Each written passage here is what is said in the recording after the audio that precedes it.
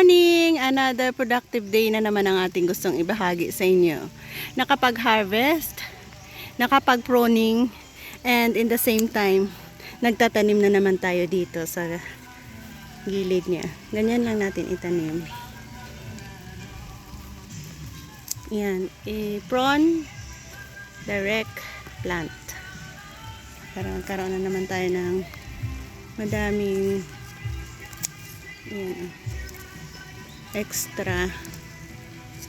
Yan.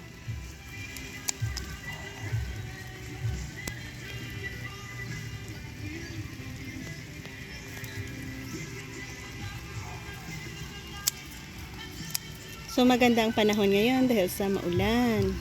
Kaya nagtanim na naman tayo. Para sa ang mga ito ay pwede natin yung magulay. So mamaya gulayin natin yan. Kaya ayan, nagtanim tayo dito. Nakapagtanim na naman tayo.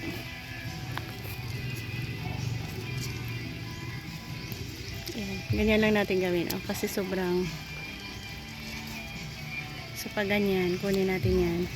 Gulay. Igulay natin ito. So ito naman ay itanim natin.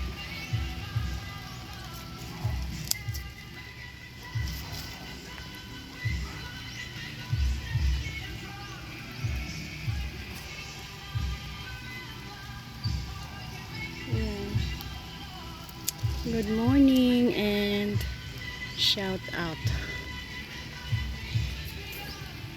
sa mga viewers natin dyan.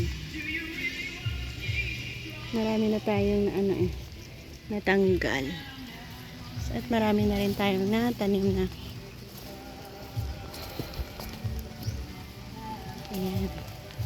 Naubos na natin yan dyan tanim. Ito na ang ating pwedeng magulay ngayon. Ito pwede din to eh. Pwede din natin ito tanggalin. At itanim ulit. Yan ang mga best planting materials natin na maganda itanim at mabilis lumago. Yan. Mga ganito. Yan ang mga best planting materials. Mga ganyan, oh, di ba nakikita mo ganyan? Yan. Ito ang best. Kasi may ganyan na siya.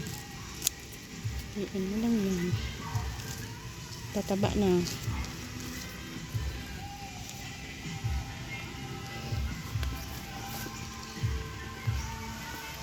Dito pala wala. Ganyan lang itanim.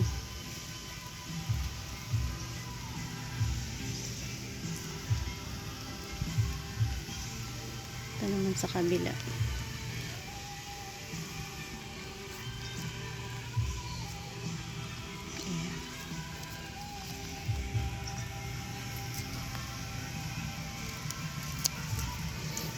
Ayan, kaya mo may nakita ka ng siwil.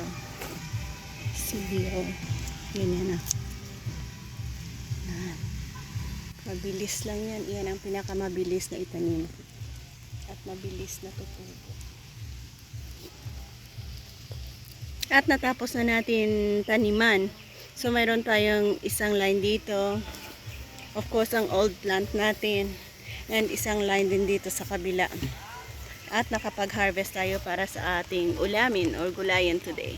So thank you and bless our new plant. Tataba sila at dadami. Bye-bye!